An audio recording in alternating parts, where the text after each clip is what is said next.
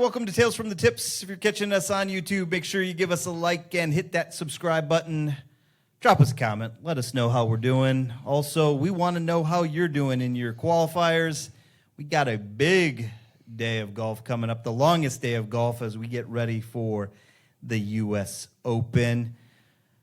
You can find Tales from the Tips wherever you find your favorite podcasts, Apple, Spotify, YouTube, and of course, the Odyssey app. Just give us a like, hit that plus button, check mark, subscribe, and enjoy. I'm DA. That guy over there is 15-year tour caddy Mick Middlemo, and we have a special guest. He is the founder and president of Renegade Golf, Mr. Kenneth Duncan.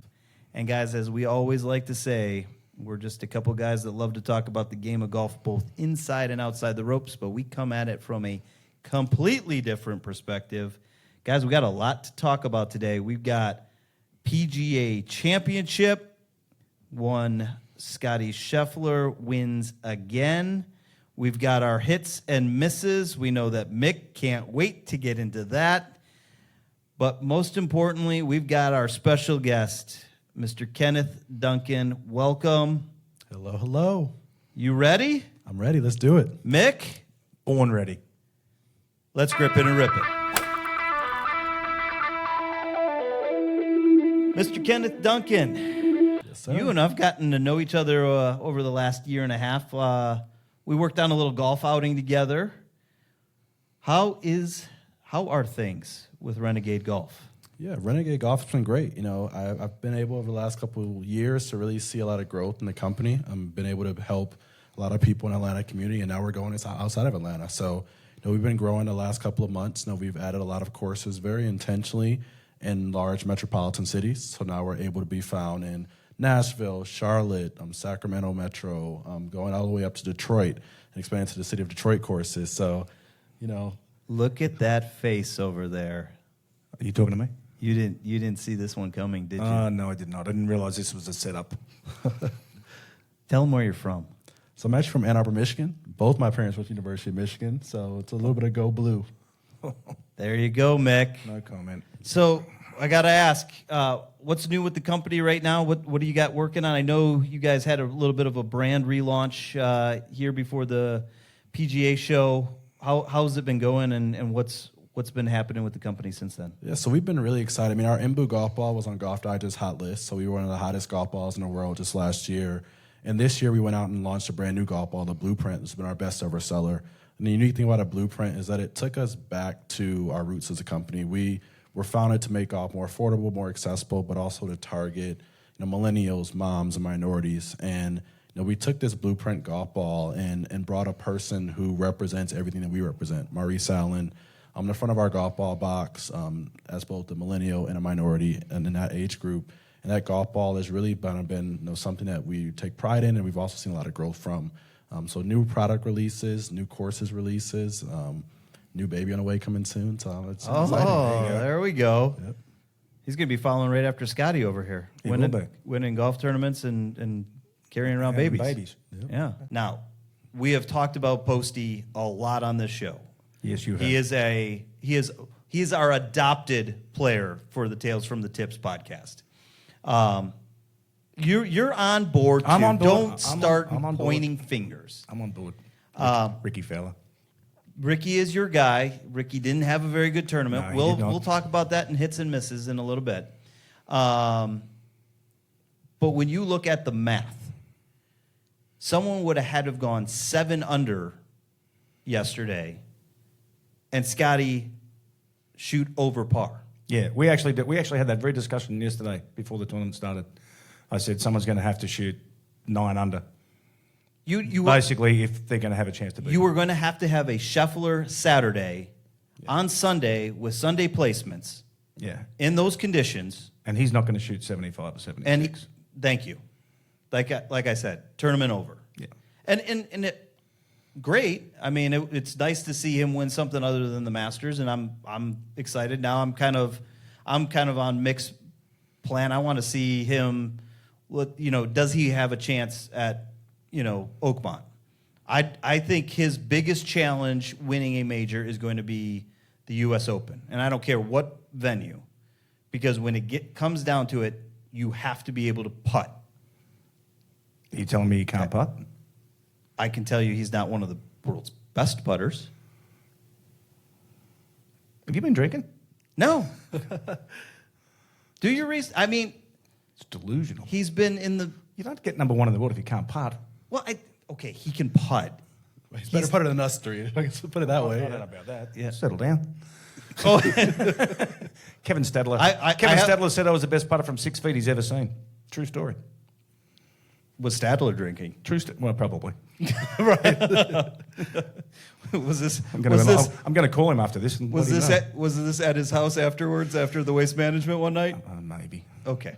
So that same question, if you're saying, putting is important, we've seen Rory in big moments, U.S. Open included, last year, miss some big putts. Would you say that Rory and Scotty both cannot be favorites because neither of them are considered elite putters, the U.S. Open?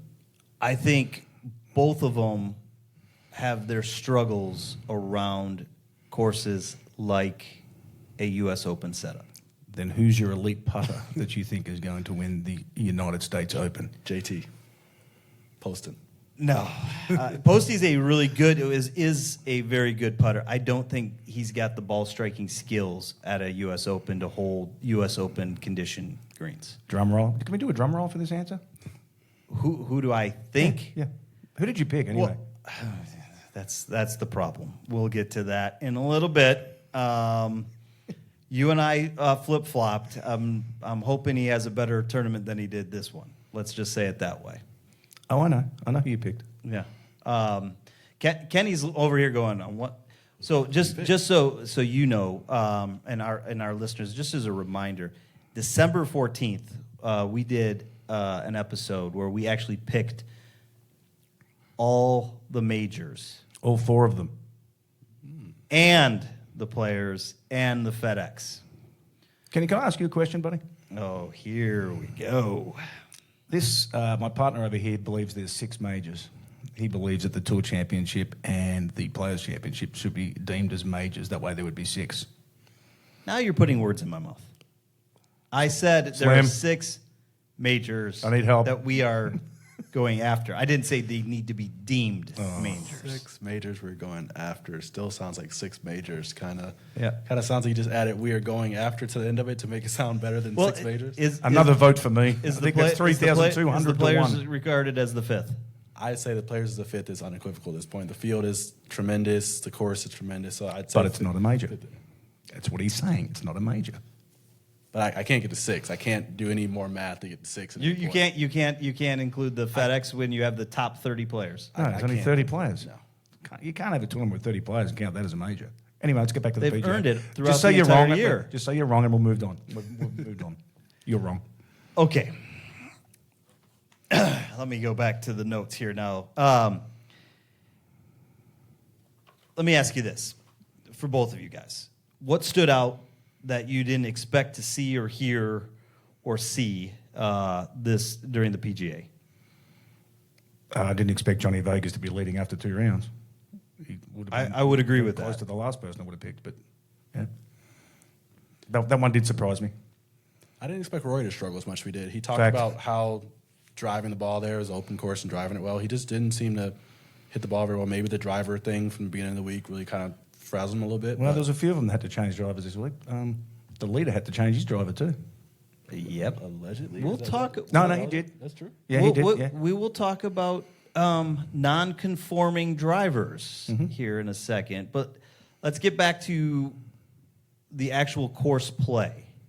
I will say what I was surprised by was the course conditions, even after as soft as that course was from all the rain, how tough it played. It's a hard golf course. Well, yeah, you know firsthand. Yeah.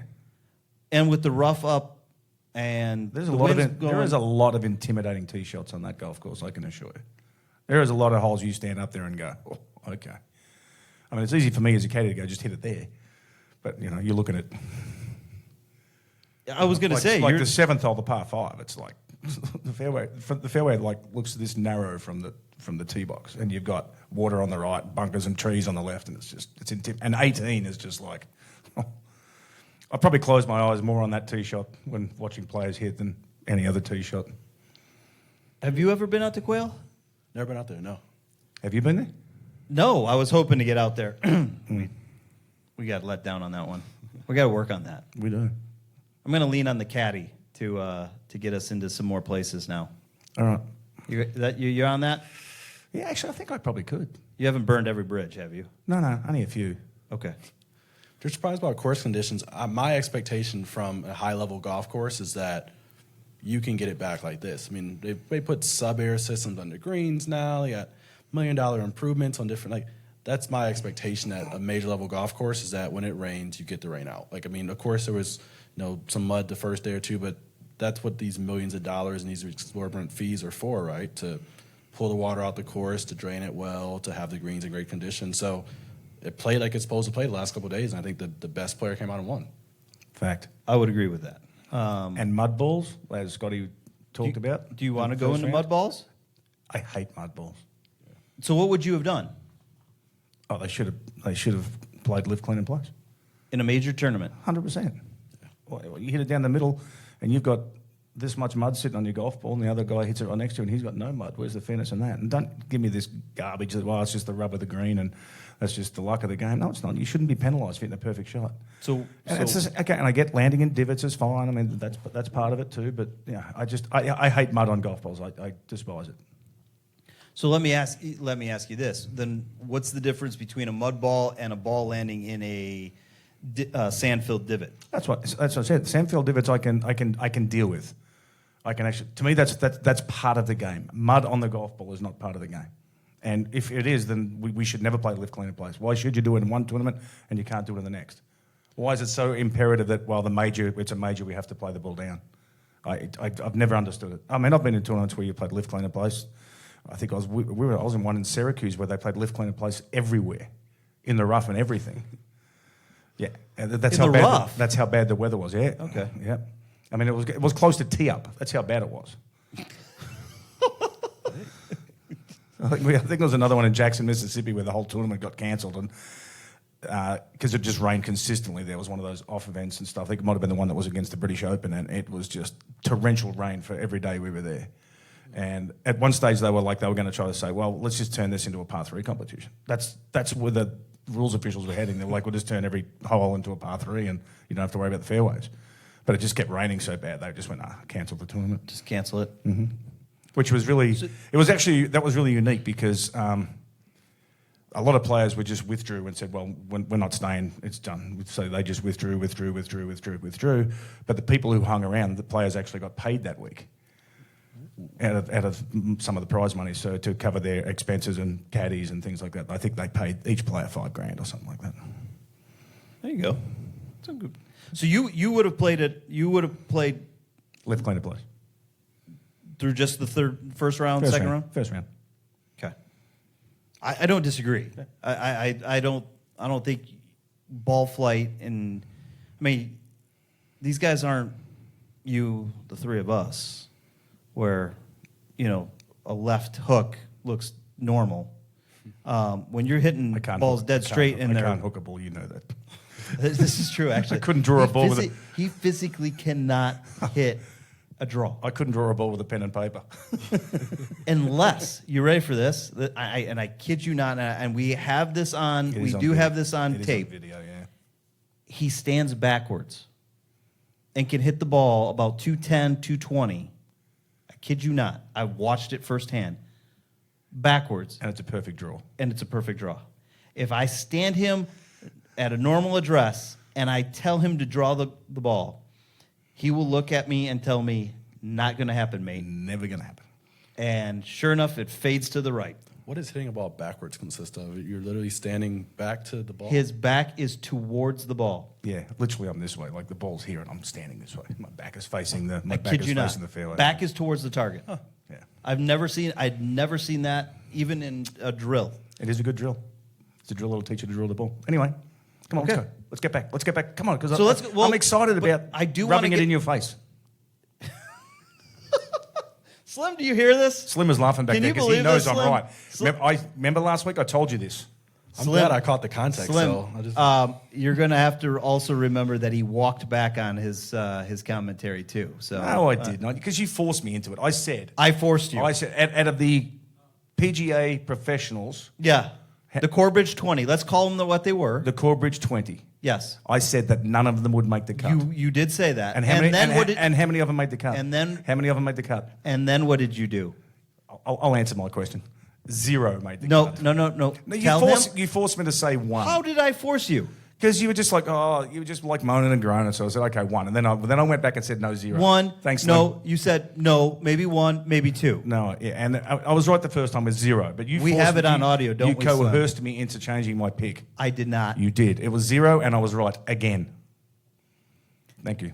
And Move I on. and Move on. And Let's go. what was my comment back to you when you asked me that question? What about your boy Chi? You said he'd make the cut. What did he shoot? 21 over?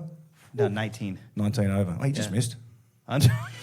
He was close. Must have been a bad back. I'll say we'll talk about that in bets. I missed bad on Andre Chi. Well, I think the whole Corbridge 20 missed. They did. But they did. They're almost as bad as some of your misses, though. So As predicted. yeah. But I want to ask you, because since I'm going to look at Kenneth from a perspective from the manufacturing side on the golf ball side, you know that testing happens regularly on the tour. Mm-hmm. So this isn't a shock. The fact that they basically hit it and didn't say anything until halfway through the first round, second round on Friday when Rory was struggling, and only came out as Rory at first. Yeah, and then it was Scotty on the weekend. And, well, But- Scotty actually, they didn't reveal it until Xander said something in his final press conference on Sunday after he was wrapping up. Yeah, he just kept it. The it's kind driver, of a weak he'd been move. I using don't know that why driver Xander for did years. that. That was kind of strange. Like, why did Xander just go out there and talk about this other guy? Like, weird. I thought the same agree. thing. Like I didn't hear the actual question, so I'm curious to know what the actual question was on it. But I guess my question back to both of you guys is, what is the point of? Let me frame it this way: for 3 weeks prior to this tournament, players and caddies were able to use rangefinders, right? Because they were allowed to use them in the PGA Championship. That's a non-conforming PGA Tour rule, right? Why then did they test the Tuesday of the tournament and not a couple weeks before so that these guys could have adjusted equipment? The driver may have been tested the week before. I don't know. They do change. It was tested on Tuesday. Yeah, But I'm just reports saying- came out on Tuesday. But they may have tested it 2 weeks before. I don't know.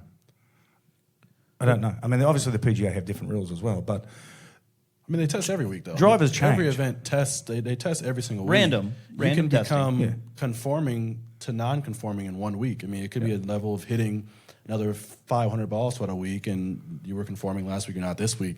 That's kind of my challenge with all of the testing. It's so numeric, number driven. It's like, hey, if this coefficient of 4 equals 2, then it's not conforming. It doesn't have any real practicality with the actual club itself or the ball itself. There's so many numbers involved with it that have to do with drag and spin, and so it's such a hard thing for the player to kind of know themselves. it's called creeping. Yeah. What's that? It's called creeping. Creeping? When your Really? driver creeps. The club just creeps. Yeah. I mean, because obviously the face gets thinner and thinner and thinner, and the thinner the face gets, the more trampoline effect it has. right. That's why that's non-conforming. I mean, it just happens all the time. And I'm not arguing that drivers and equipment doesn't wear out. That I'm not out, and it becomes non-conforming, so to speak. My question, though, for both of you guys is, why do we wait till the week of a tournament, especially of this magnitude, to Well, nothing- test the club? Why not do it the week before? Well, maybe they did. I don't know. Well, I have to ask that question. You have to, because the You're club, the expert. The club can creep more every week. So I mean, if you test it 3 weeks before, you have to say you cannot use this club again for 3 weeks, or else So the why testing becomes not invalid. test after a tournament? It's probably easier to test before a tournament. Gives the guy at least a couple of days to get another driver in play.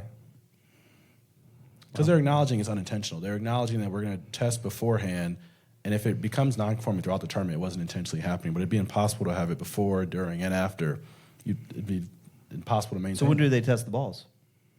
The ball is on a conforming list for the entire year, so there really is no creep of a ball. If it's conforming, it's conforming. Okay. Well, most of them only use a ball for 2 or 3 holes anyway. That's true. Unless you're Greg Norman, then it was 1 a hole. And then you just replace it. At least your driver, will be conforming because you haven't hit the middle of it for so long. It's probably lasted 20 years. I will tell you, after Friday, I'm about ready to, find a different one. It was bad. That one, that looks more like my style. That's the old TaylorMade tool spoon. I mean, I am hitting a TaylorMade.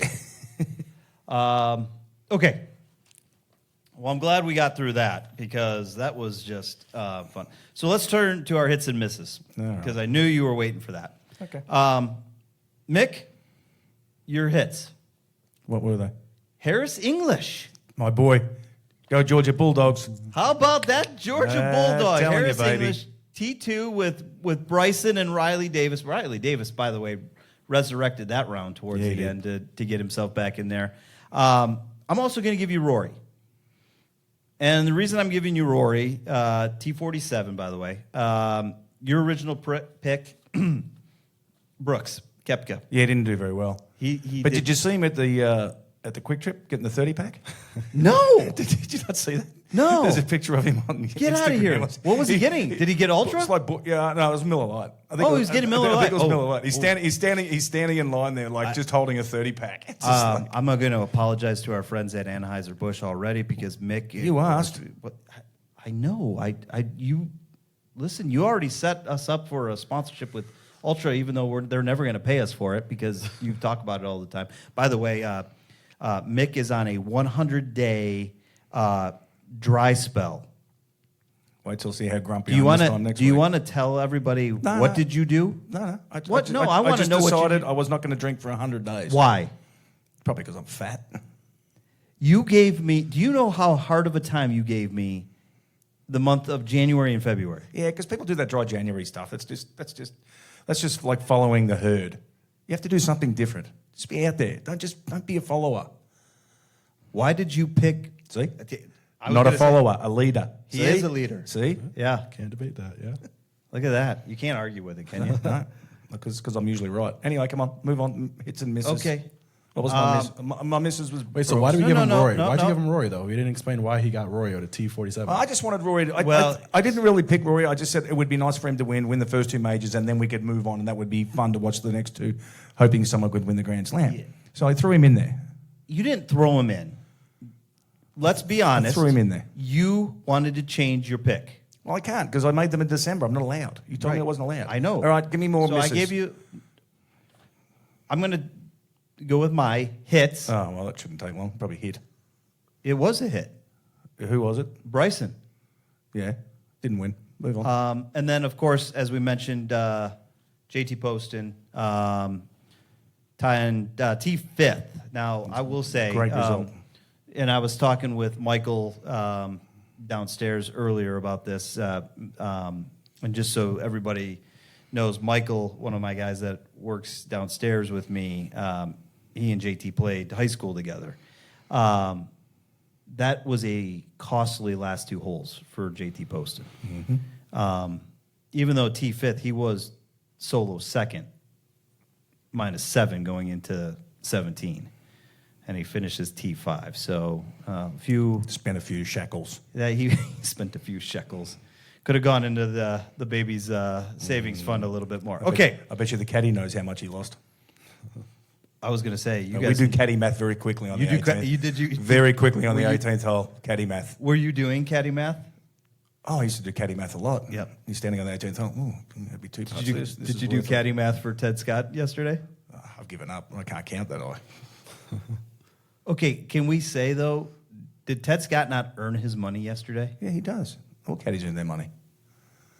Oh, See how There's a little bias there, but see how Do defensive you see the bias over see there? how little defensive I got then? He gets very defensive when you start bringing up Wait, caddies. wait till 2 weeks' time when I haven't had a drink in 2 weeks. See how defensive I am. I can't bring wait some for boxing gloves I for can't me wait next for week. next week's episode when we're recording for the memorial. Oh, it'll be perfect. I haven't had a drink for a week, and I get to talk about Jack Nicklaus's course. Oh, Yes, yeah, sir. baby. Okay, Misses. Yep. Mick. Brooks. Yep. Well, we've said that already. Ricky. Yeah. Well, J-Day. yeah, it was bad too. That was not a good tournament for those guys. No, it wasn't. Picked the wrong Australian. Should have picked Adam Scott. Besides my Corbridge 20 and Andre Chi. 19 over though. It was close. Huh? He was right there. 19 over. He wasn't last.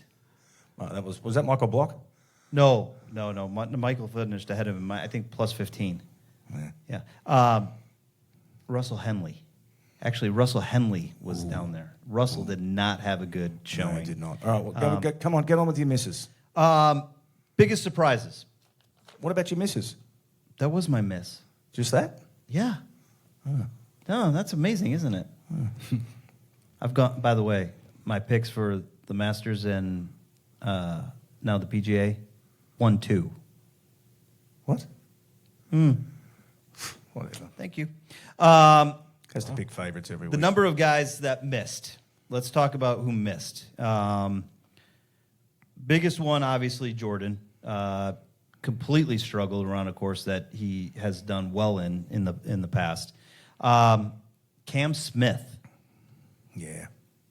Mick. See, I knew you were going to go. Do we want to talk I about? knew you were going to head straight to my countrymen. I knew you were going to do this. Why? I knew you were going to just try to stab me in the heart and say, let's pick an Australian and see how he's struggling. He's down to his last 500. Probably down to his last 400 million. Has he even played well since he won the Open Championship? I'm sure he has. When?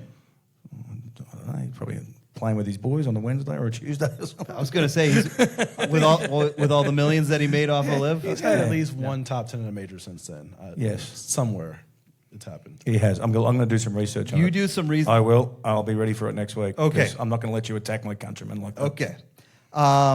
Sepp Straka. Well, that was your boy. No, I know. So how does that count as a miss?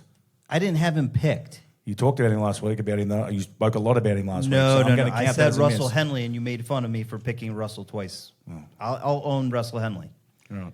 Sepp, I thought maybe coming off of the win the week before, but I could see where you could fall apart after that. Surprise him. Hideki. Hideki Matsuyama. One bad tournament. Has he been playing well this entire year? He hasn't been really. playing like really great golf. Not really. Yeah. But he hasn't missed a cut in a major. We can't say that anymore. Yeah, no, you can't say that. Shane Lowry. Yeah, put on quite a performance there on one hole. I wasn't sure if he was working for the grounds crew or not. A little bit like. Speaking of, a little bit like Terrell Hatton. Yeah. Did you you see the cussing of the driver? No, I missed that Oh, one. get on YouTube. It's a great. He uses some words that. Terrell went all Terrell. Oh, yes, he did. Oh, I love it. I will have to look that one up. JT. Not a good tournament for the 2017 PGA champion. This is his love child. He loves JT. This is not true. Oh, yes, it is. He's lovable. He's a lovable guy. He is a lovable guy. I think he has a picture on his desk of JT. I do not. I'll get you one. You he's trying to force this relationship. I actually when he posed the question to me, who would I rather hang out with, Rory or Justin? I said No. Justin. Rory. You've got to say Justin. Are you kidding me? No, Why'd you Rory. rather hang out with Rory Rory? fits more my style. He probably drinks Jameson. Justin JT reminds me of a buddy of ours, John Parla, and I actually brought this up in a couple of yeah, right. He reminds me of Parla, and by the way, you should have seen the way Parla played on Friday. Bad? No, actually, surprisingly well until he got tired, or had a few too many cocktails. Tired. Yeah. Quotations. That basically after I don't we drink, so I wouldn't know. Yes, because you have. Has it been 24 hours yet? No. Okay. And the last one on my list, Patrick Cantley. That was a shocker to me. You can't all play well every week. Is that where you happens. want to live this? It happens. How about Colin Morikawa? How about him? He didn't play well. No. You and I both were high on him. Should we put him on our miss category? Yeah, probably. if we're going to be honest with ourselves. And I was actually more riding it with the new caddy factor, with Joe Greiner being on the bag for the second. What is that? His second or third Second tournament? or third, I think. You're starting to feel the pressure too. You think so? Oh, yeah. New caddy. We could get you out there. I've been lobbying for you to get out there. No, senior tour, buddy. Would you come on a retirement if Colin Morikawa's back? Yes. Okay, well, it's possible. Ricky, Yes. who would you not? Patrick Reed?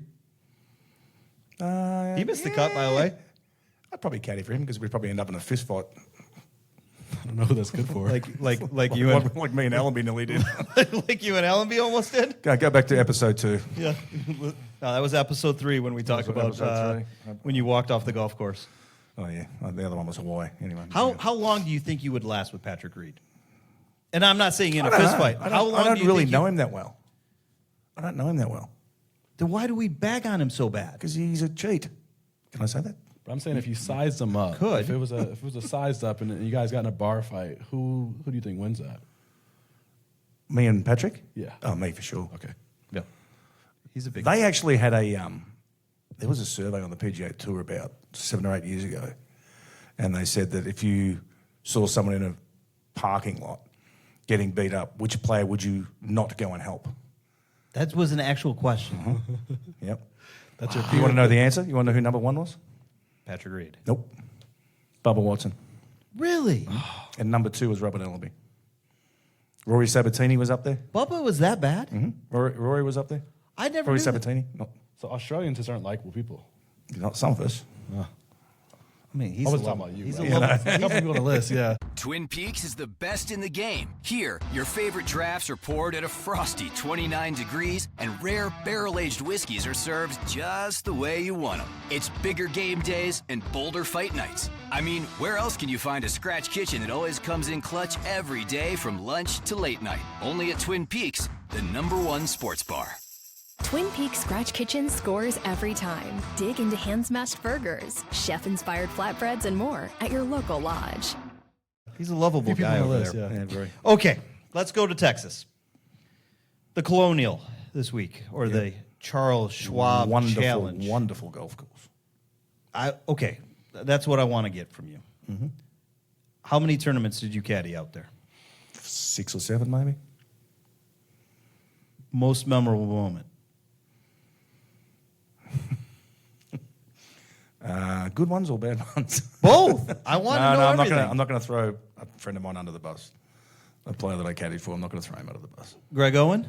Maybe, but I'm not going to throw him under the bus. Is this where he bent his putter? He may have. Anyway, move Is on. this- Yeah, no, move no, on. no, we've talked about that Yeah, one. we have. Yeah, when he bent his putter, that was a bit. Yeah, It was Colonial. It was Colonial. Yeah. Scotty Cameron's do not bend over your knee very well. He didn't bend it over his knee. He went like this. Just give it the. Yeah. That's strong. Yeah, he bent it a little bit, and that was the end of that. Then we had to putt with a wedge for the last 14 holes, and Yeah. I think we went from 10th to 55th or something. What's the caddy math on that?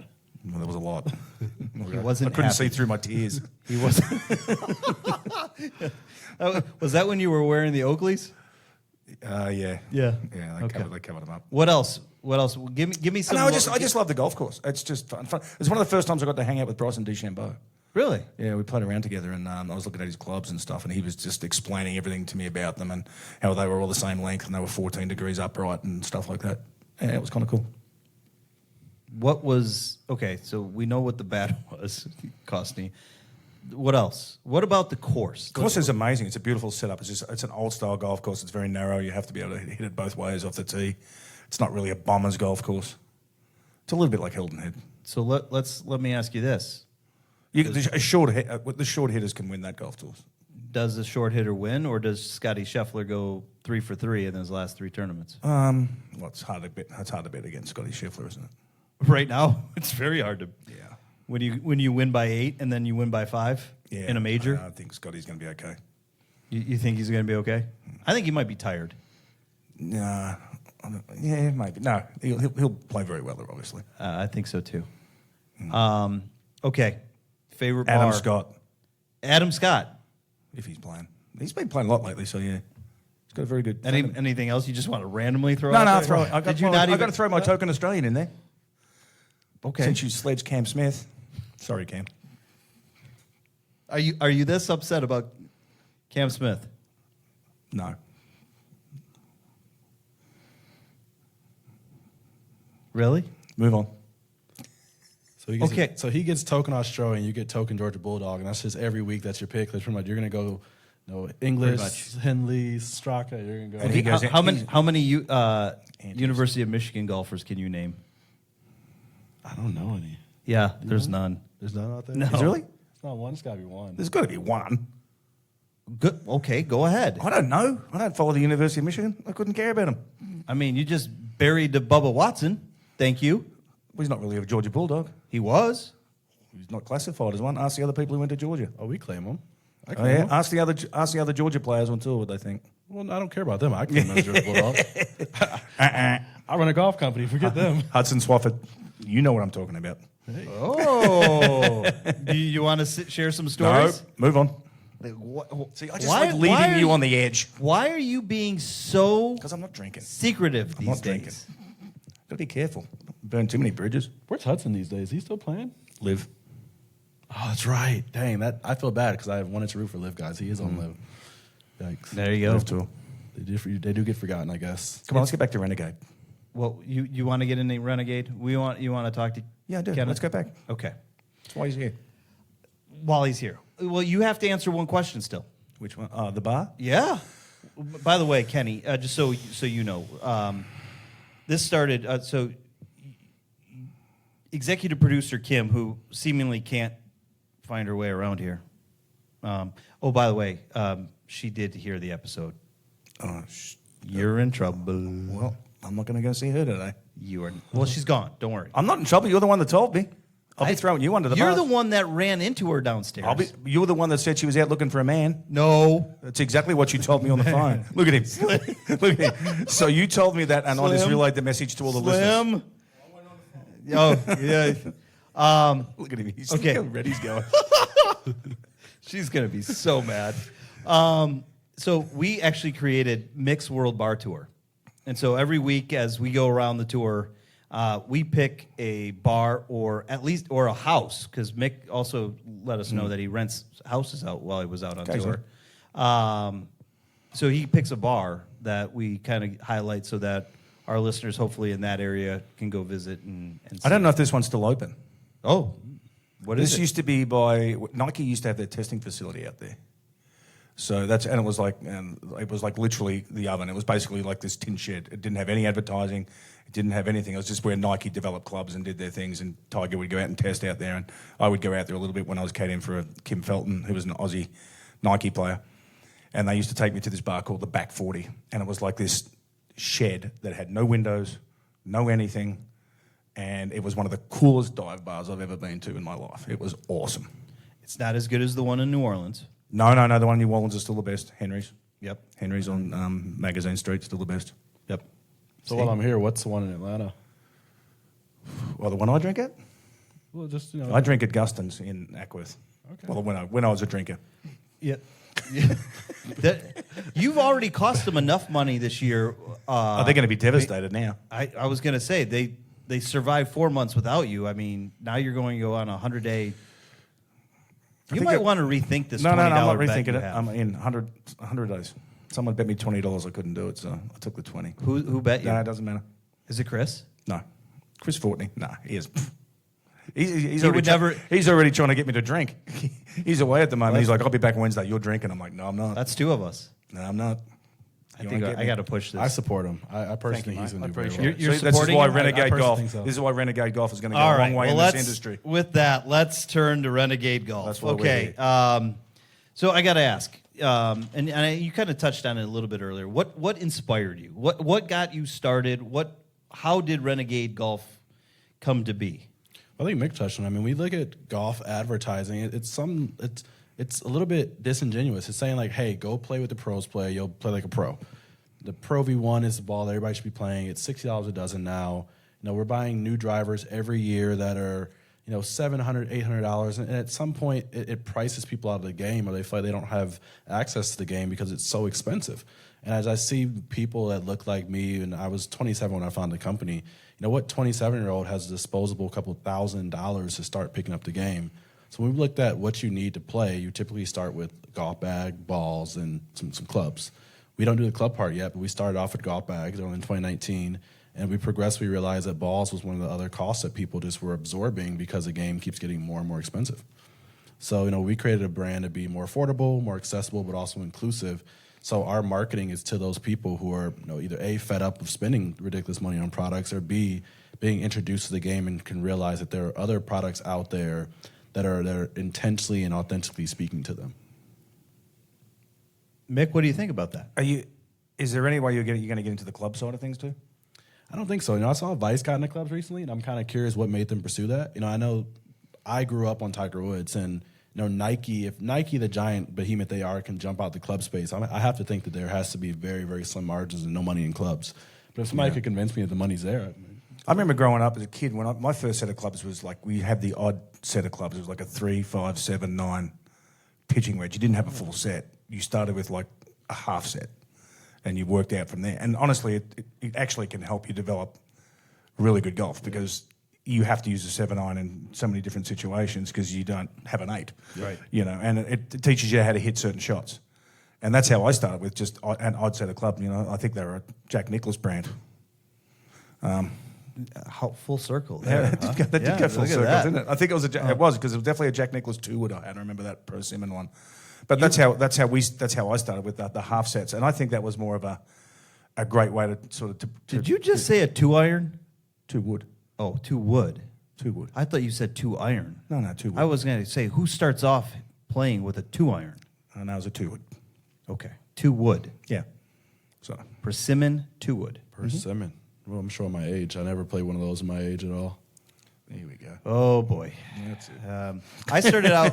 I had the good old fashioned hand me down from Dad power belts Oh, that power had to bills. get cut down because I was too short. I remember an American winning the Australian Open using power built golf clubs by the name of John Morse. Really? Mm-hmm. Yeah, power built golf clubs for a cavity back of all things. Had those until I got my first set of Ping Eye 2s. Oh, then you went bougie. See, Then this I is was- what we're saying. So then this is I earned them from my paper route. I love Ping. I think Ping has done a great job of not being one of those companies that's continuously putting out crap in the marketplace. That we're going to focus on quality. We're going to release a new driver every 6 months. We're going to be very consistent, very family-oriented brand. So, I have a lot of reverence for that family and for the private company that Ping is. Yeah, very loyal to their players too. very much. I've heard a Exceptionally lot loyal of to good their things about players. that. Yep. Very good company.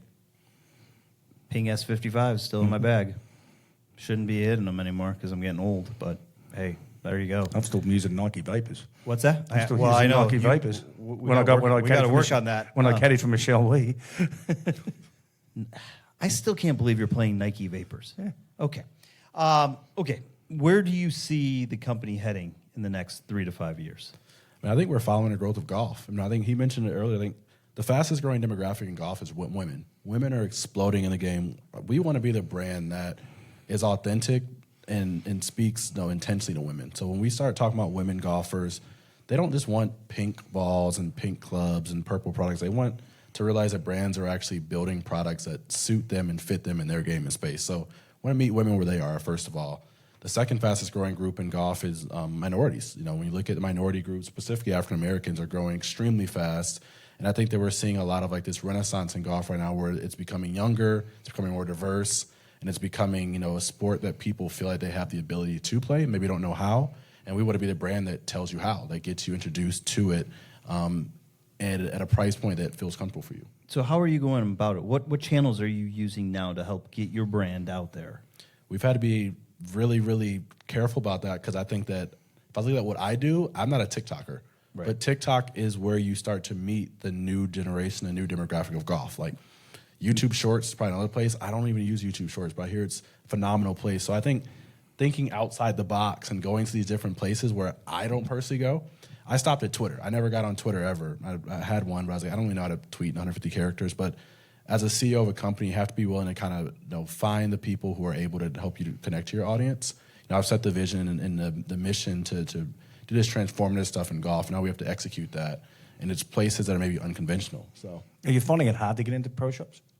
yeah, I think pro shops is probably the most difficult part that I never expected in the space. Golf it's traditional. I mean, so when you look at PGA professionals, a lot of them have been tied to an affiliate with OEM brands for a very long time. So when I go meet the club professional at the local country club, he's an amazing guy who's done a lot for the game of golf, but he's very loyal to the brand that supported him for his entire career.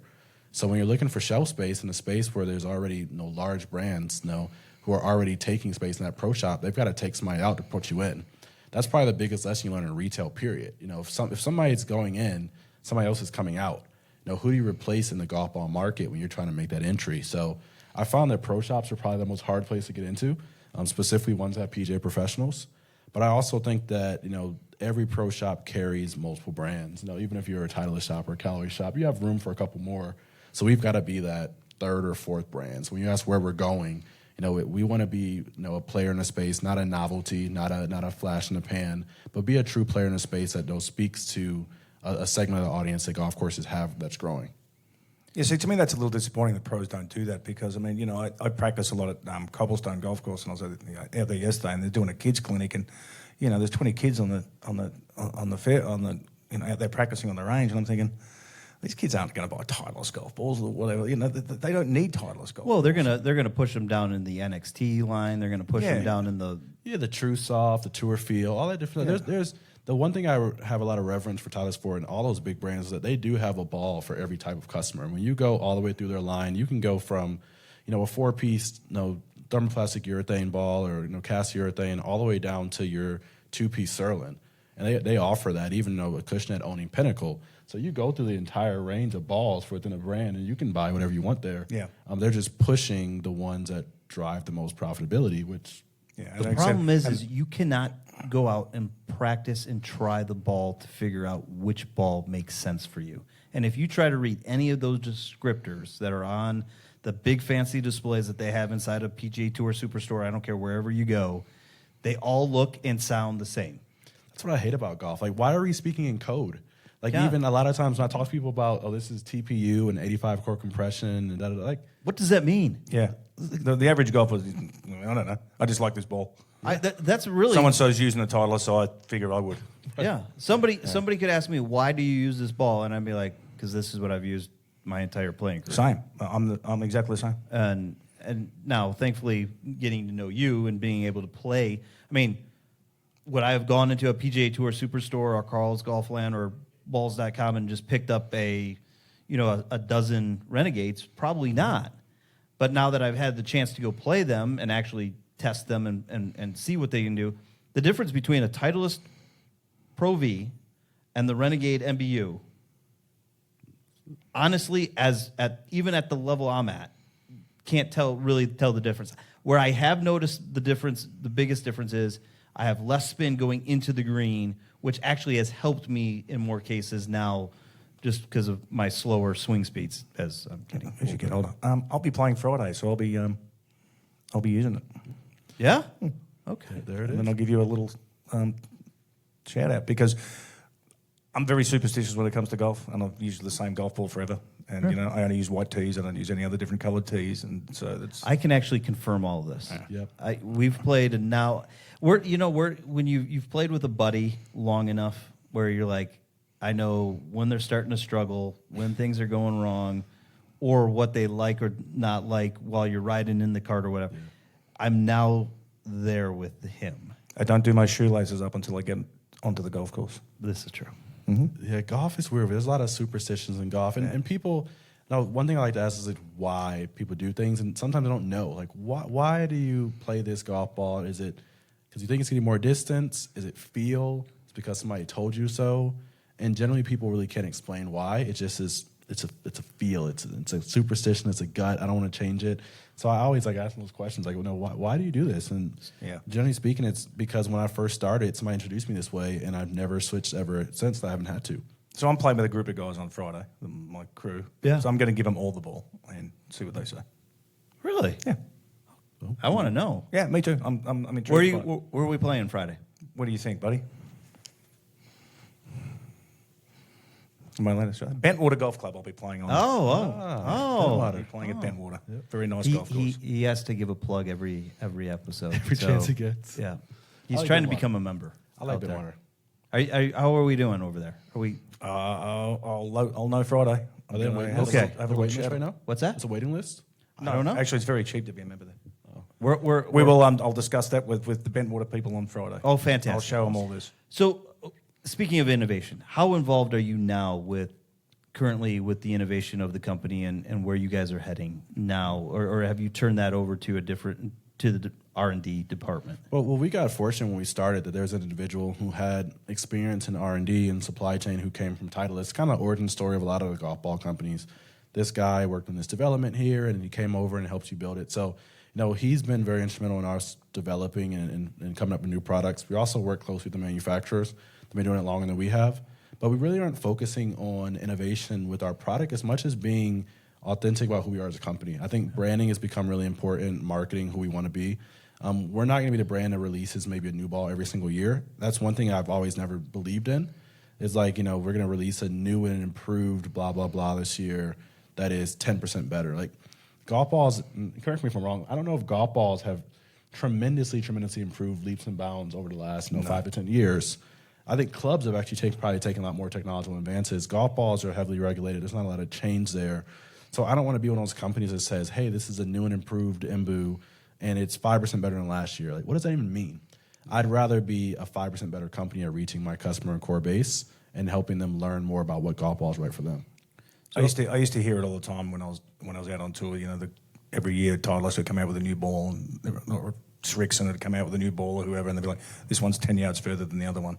Well, they should be hitting at 700 by now.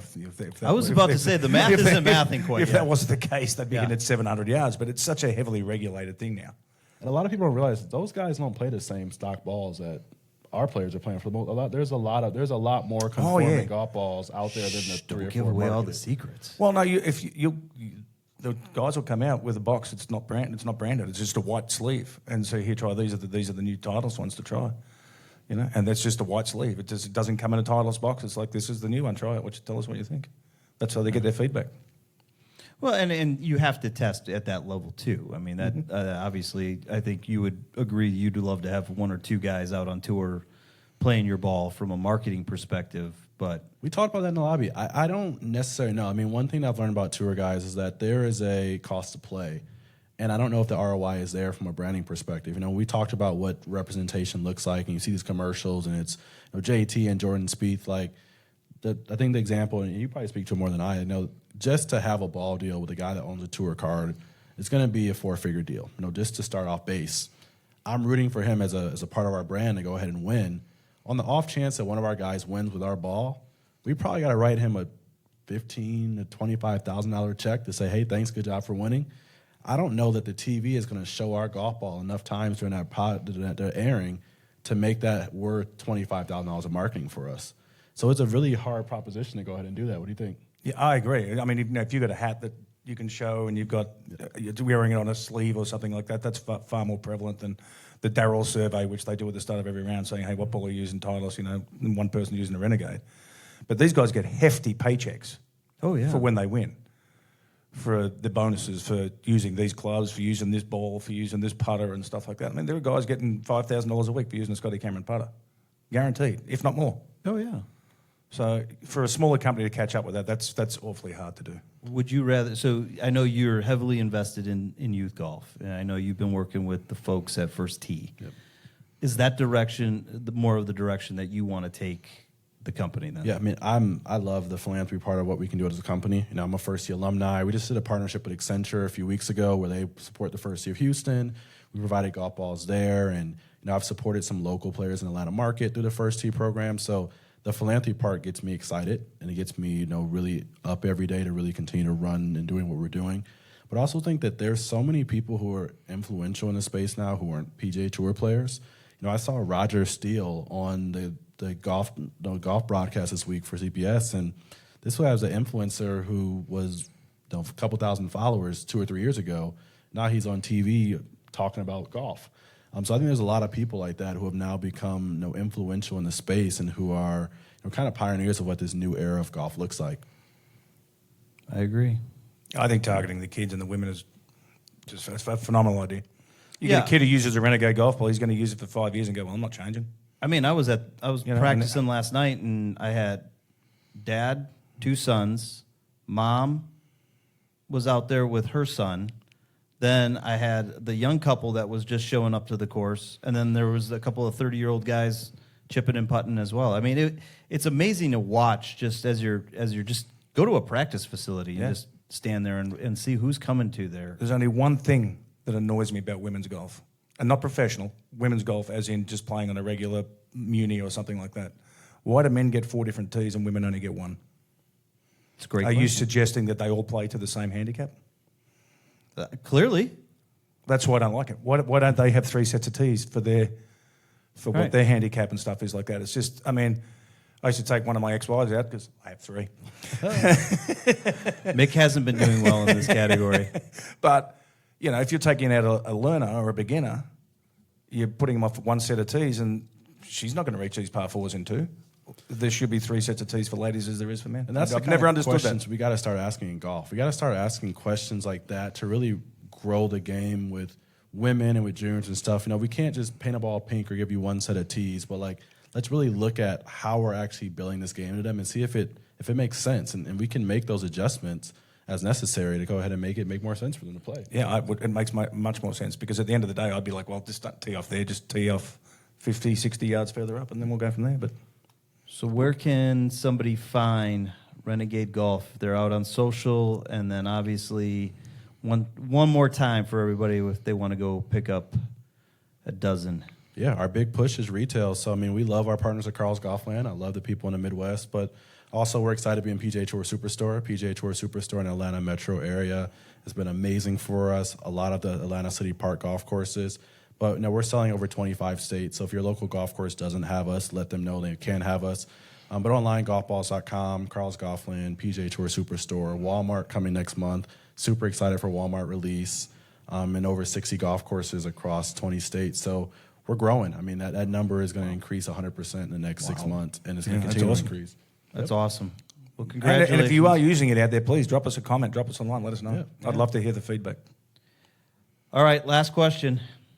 Who do you have for the U.S. Open? You know, I got Justin Thomas. We talked about Justin Thomas being a favorite right there, but I think JT at If it's not Oakmont. the Michigan boys together, it's the Justin Thomas boys together. Are you okay over there? No, I'm good. he's playing some good golf now. I mean, he got back in the winner's circle this year. You know, I think he gets 6 back in over major after circle. 3 holes in the first day. Yeah, he's a little bit erratic, But I always have a Georgia. I have a Georgia connect as well. I want to see Harris English win a major. I mean, I love having my Georgia people. So See, now you Harris should English be playing happy good over golf. there. I'm happy now because Harris is my boy. Yeah. I'm a big fan of Harris. These Caddy's a very good friend of mine. So. Well, thank you. Been a great pleasure to have you on today. Been awesome. Anything else for us? No, I'm good, mate. I'm good. You're good? I'm good. Going to go home, call Cam Smith. You're gonna go call Cam. Oh, you know it. Yep. And we're getting feedback for your credit card roulette. We still got to come up with a prize. Are we getting feedback, are we? We are. Oh, beautiful. I'll have to have a look at that tonight. Oh boy. By the way, have you ever played credit card roulette? never. Oh boy. It's a great sport. Don't go downstairs to the bar and then try to play credit card roulette with Mick. I don't drink. Go play then. It's a lot cheaper. So how do we get some of our viewers Renegade golf balls? What do we got to do? What do we got to do to get these people Renegade golf balls out there? Can we make something happen? Yeah. What do you want to do? Let's get some out there to some people. If they get you guys some comments, we'll get some out there. We'll get him some first. We'll get some. We're viewers gonna some we're Renegade gonna get golf Mick some balls so that he can Playing play Friday. on Friday. Playing Friday. I think I may have some at the house still. I don't know. I got to check my. You're not going to give them away. You're cheap. That's not true. balls. Well, I'm I not use cheap, them. so- I use them. Thank you. Yeah. Yeah, actually, you've given me a couple dozen over the. Wow, here we go. We're gonna make it happen. We'll get some viewers from Renegade golf. There we balls. go. Apparently you're swinging it very well anyway. We're gonna grab some social stuff. We're gonna put it up on our socials. So with that, thanks for teeing it up with us on Tales from the Tips. Make sure you catch us on Instagram, X. We are also on TikTok. I mean, Mick is a big TikToker over there. But you can also catch all of our content, our shorts on YouTube, as well as all of our new content. Got a big shout out to Slim, who helped us get that last episode out. We'll get this one out as well. Guys, remember, keep your drive straight, your putt short, and your scores low as we tee it up on Tales from the Tips. We'll see you next time. Beautifully done.